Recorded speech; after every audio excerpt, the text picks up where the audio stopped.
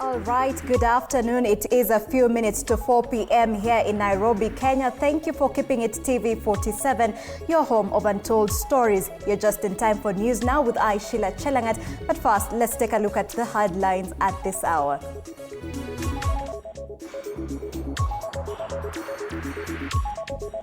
The highlights. Homa Bay Deputy Governor Oyugi Magwanga survived a Sunday night hit just days after Kasipul MP Charles Were was gunned down. The county is on edge as fears of political violence mount. Kenya's nurses are poised to strike if their demands aren't met, threatening to paralyze an already fragile health system battered by repeated walkouts this year. And Rigathi Gachagua has resigned from UDA, citing 12 grievances. His exit comes days before launching his own political outfit, marking a bold move in Kenya's shifting political game.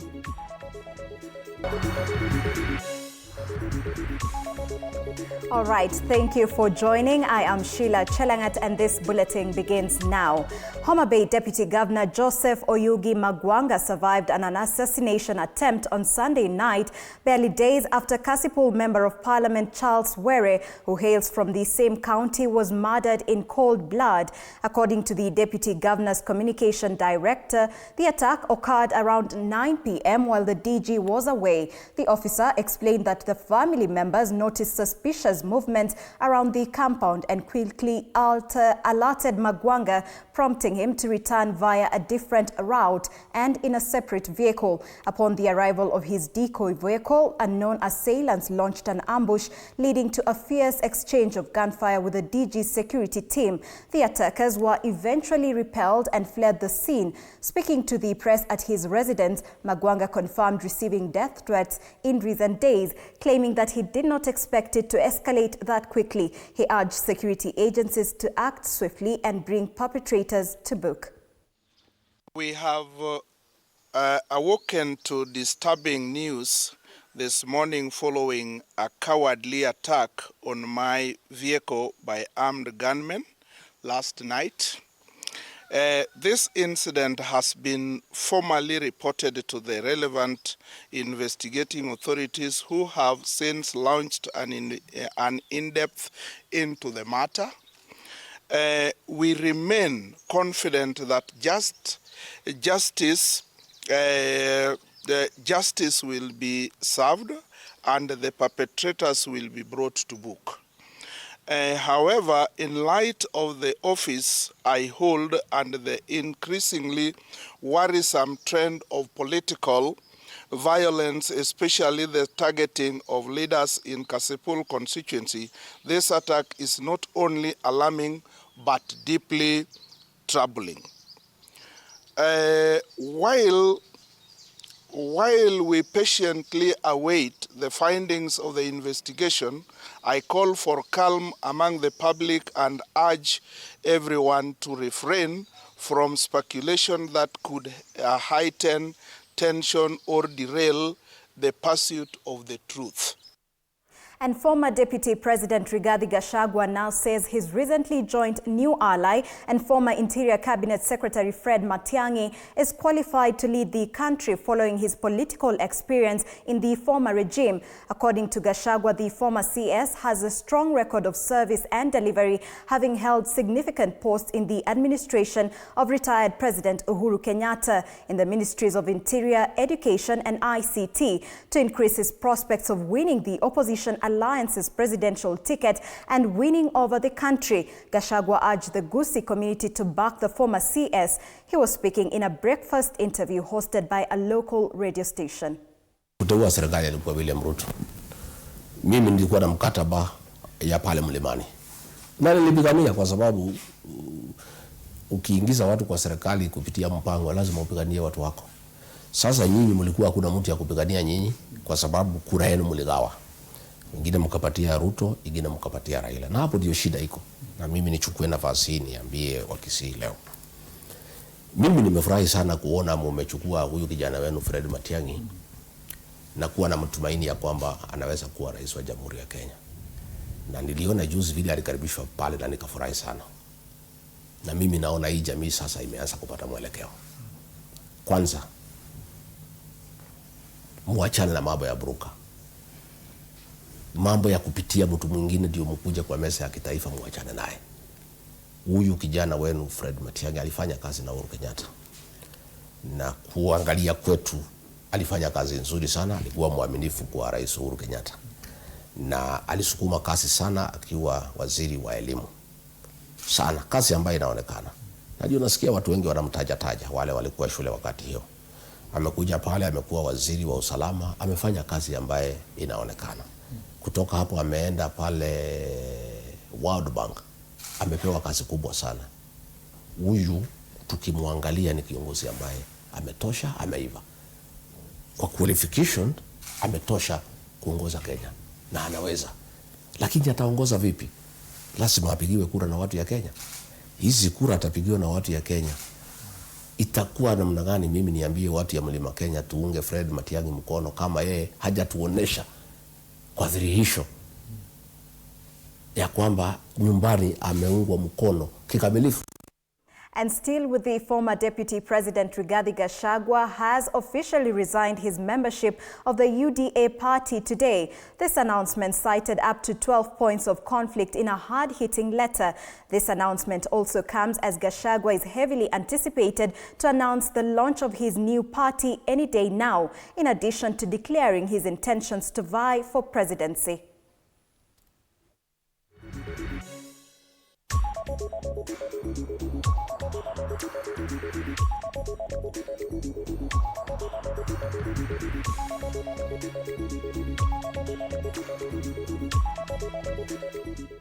Let's shift gears to matters health, where the Kenya National Union of Medical Laboratory Workers in Turkana County downed their tools and took to the streets on Monday morning to protest against what they termed as unfavorable working environment. Led by their chairperson of the union in Turkana County, Moses Emoit, the laboratory workers complained about the lack of sufficient human resource, which has led to the closure of 16 dispensaries in the region. The laboratory workers further faulted the county government of Turkana for failing to act on their demands, which include offering them permanent and pensionable contracts in addition to the allowances. We are here to condemn what we term as discrimination from the Ministry of Health and the county government of Turkana, because since this devolution, we only have 63 medical lab officers who are employed in this county, and we have a total of 228 health facilities. You can imagine these officers manning all these facilities and a county referral requiring 56 staff. You can imagine out of these 65, if the Lodwar County Referral Hospital picks the 56 number of staffs, then we'll be remaining with only 9 staffs that are supposed to man the entire dispensaries. Diploma holders who are being paid 40,000 and the certificate holders are being paid 30,000. You can imagine with this hard economy, we are not progressing professionally. And now the government is playing our games. You see, our demand is that we want PNP. We want our gratuity. We want the government to submit the NSSF deductions. The insurances that the government is deducting from us is not working properly for us. And away from that, the Supreme Council of Kenya Muslims has expressed their support for the IEBC selection panel's recommendation for the positions of IEBC chairperson and commissioners. The council, in a briefing with the press, also expressed their support towards President Ruto's nomination, which are there before the National Assembly. It has subsequently called on the National Assembly to expedite the process of vetting and approving the nominees for a speedy reconstitution of the electoral body. This, they say, will enable pending by-elections to be conducted. It has said that further delay will affect these processes and affect preparation and timelines for the next general election.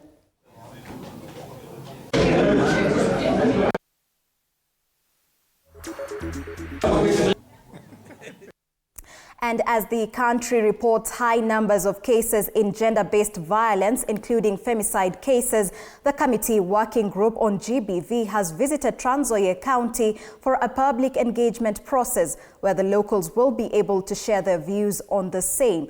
The committee, through its chairperson Nancy Baraza, has reiterated the importance of the discussion for the benefit of finding a lasting solution for GBV and femicide cases in the country.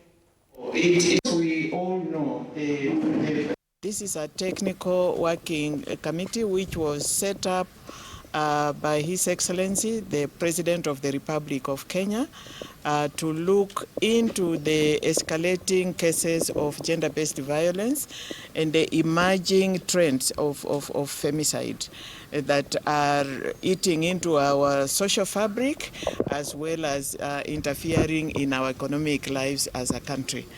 The terms of reference for the group are many, but we are to establish the root causes of the escalating cases of gender-based violence, including femicide.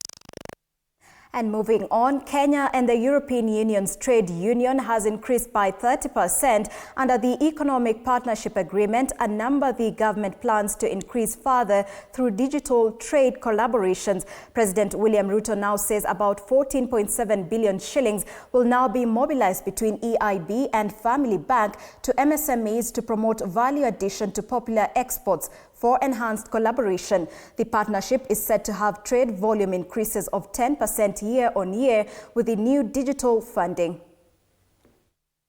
Following the entry into force of the Kenya-EU Partnership Agreement, significant strides have been made in operationalizing this historic agreement, including its ratification and the convening of the EPA senior officials meeting, which culminates in the inauguration of the EPA Council later today.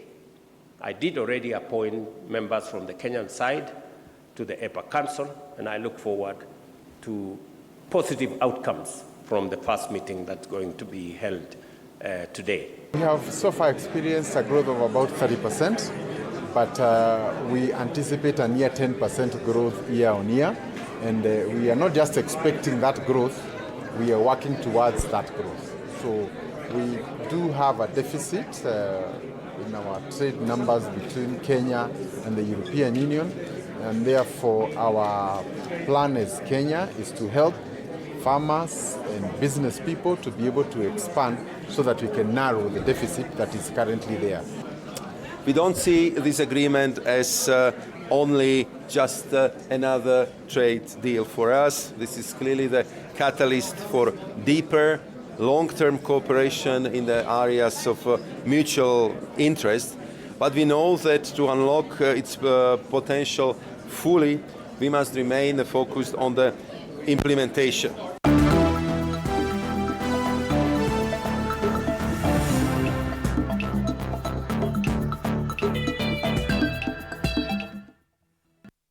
And into the world of sports, Spanish football giants Barcelona won.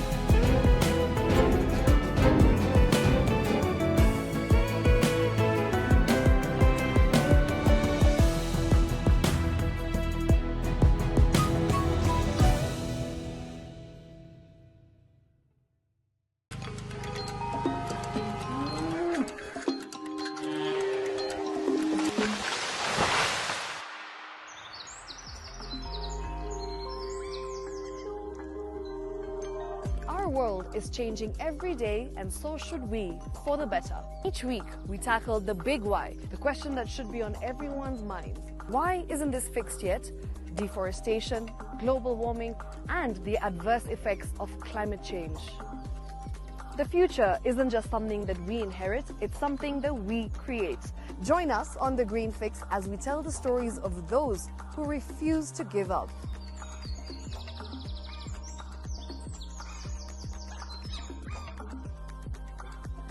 When it comes to fixing the planet, there is no time to waste. Join me, Sheilar, on Thursdays at 9 p.m. on The Green Fix as we look into the big why, you and I.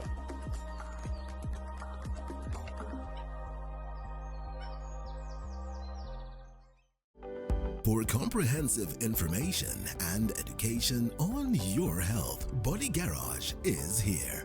Don't allow anyone to pluck out your good tooth as long as it is strong and stable. Cancer doesn't start today and you get the symptoms tomorrow. By the time you pick it or the time it is manifesting in you, probably will be there about 5 to 10 years. The eye is the window to the rest of the body. Don't forget to stay hydrated. And of course, you at home do take your water. So the ultimate test is actually you check your urine. Your urine should be clear. Clear like the water? Yes. Should be able to see the other side of the urine. If your urine is colored or has changed color, you cannot see the other side, then you have not taken enough water. I, Sheilar Chelangat, thank you for keeping it TV47. Do enjoy the rest of your viewership. Good afternoon.